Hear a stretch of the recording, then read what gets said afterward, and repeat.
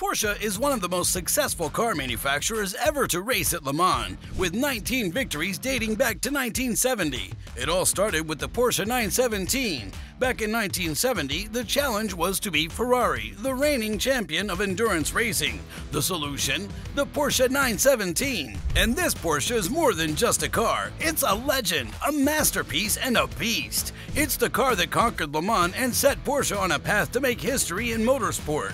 So let's take a deep dive into the Porsche 917 and see what made it so dominant back in the day. Back in 1968, there was a big rule change in endurance racing which allowed manufacturers to fit the cars with 5-liter engines.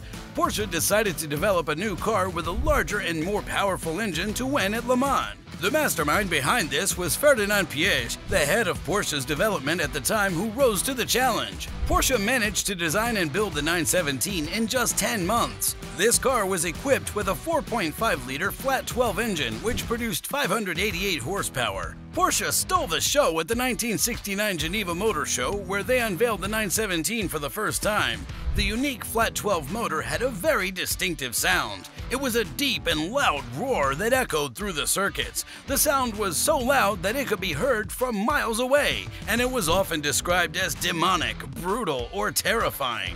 The chassis was designed by Helmut Bott, and the motor was designed by Hans Mezger, who also designed a Porsche 908. Both would go down in history for their work at Porsche, but would fall short at the first race of the season. The 917 struggled with handling due to some aerodynamic issues at high speeds. That year, Porsche did manage to snag one win at the Zeltweg 1,000-kilometer race in Austria, where Joe Siffert and Kurt Ahrens Jr. took the 917 to its first victory. Joe Siffert car. But Porsche didn't back down. They wanted that sweet victory at the 24 Hours of Le Mans, so they came up with the 917K, where K was short of the German word Kurs, meaning short. The 917K was a more stable version with an aluminum tail that had a very distinctive wedge shape. This helped improve aerodynamics by increasing downforce and allowing Porsche to better refine the airflow over the car. 917K. In 1970, Richard Atwood and Hans Herrmann drove their number 23 red and white Porsche Salzburg 917K to victory on a wet track, giving Porsche its first ever win at Le Mans, setting Porsche on a path to continue to strive for victory. Win.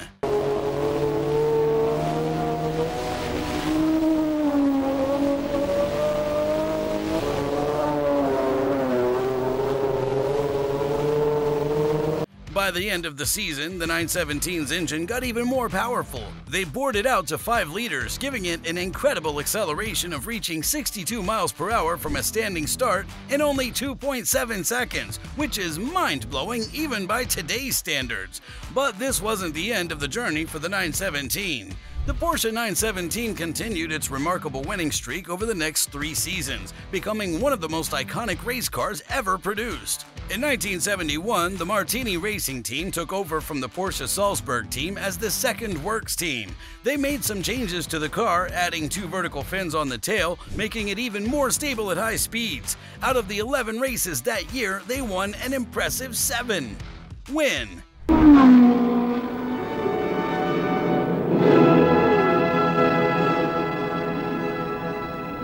In 24 Stunden 5.335 Kilometer.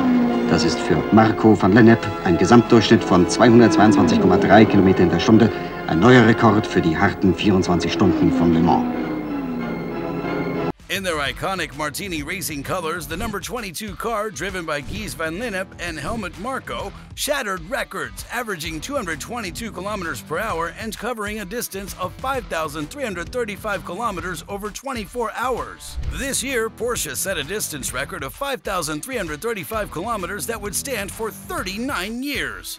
Now, this race also introduced some new variants of the 917.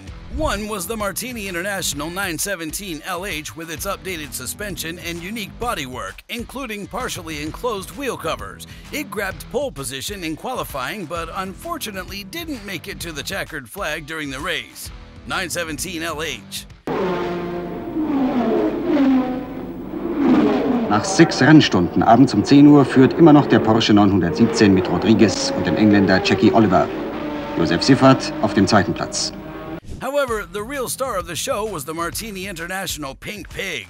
This special one-off car had a wider body than its siblings and was designed to combine the stability of the 917K with the low drag of the 917L.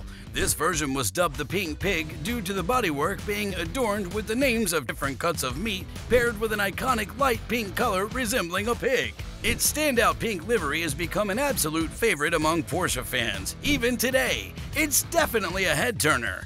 Now, let's talk about the final chapter of the Porsche 917's incredible journey. By 1973, this mighty car was nearing the end of its reign as the king of the racetrack. The race officials, in response to the 917's dominance, decided to ban its powerful 5-liter 12-cylinder engine, but Porsche was not ready to throw in the towel just yet. So they decided to enter the Can-Am Racing Series in North America. It was one of the most fiercely competitive and popular championships of the time, and by 1973, North America had become Porsche's biggest market for sports cars. The 917 had already been competing in the series since 1970.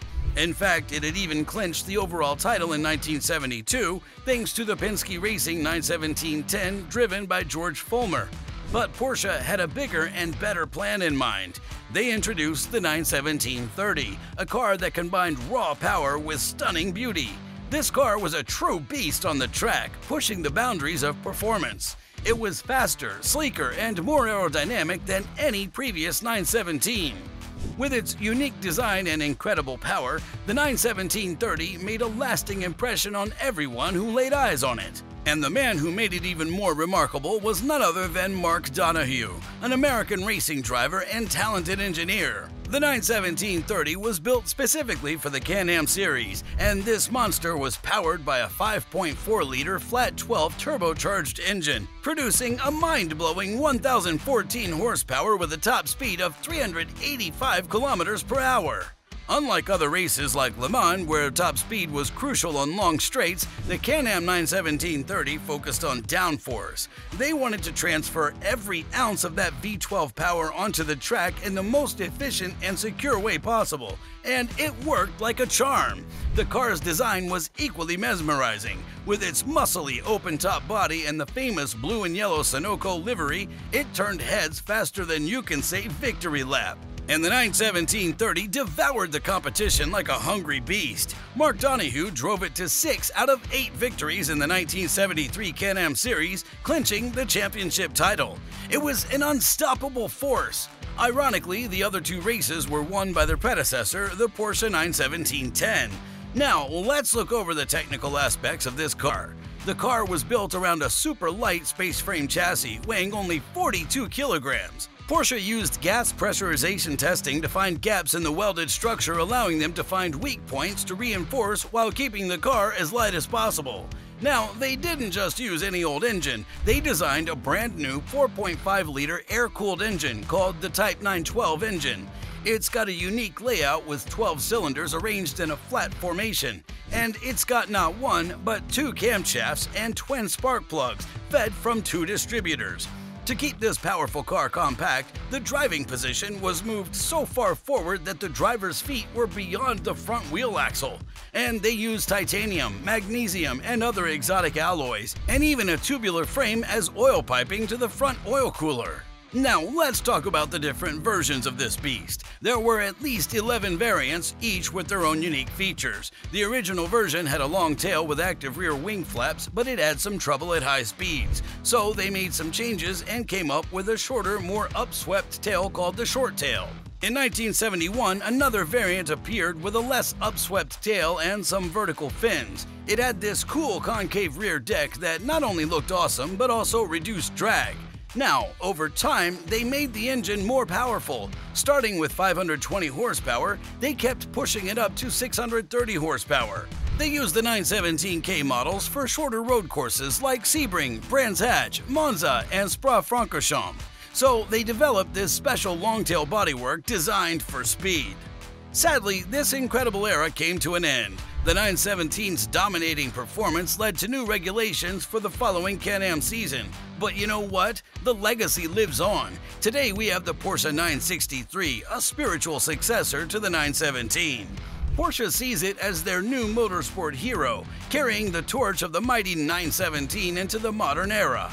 And that concludes our journey through the legendary Porsche 917, a true icon in motorsport history.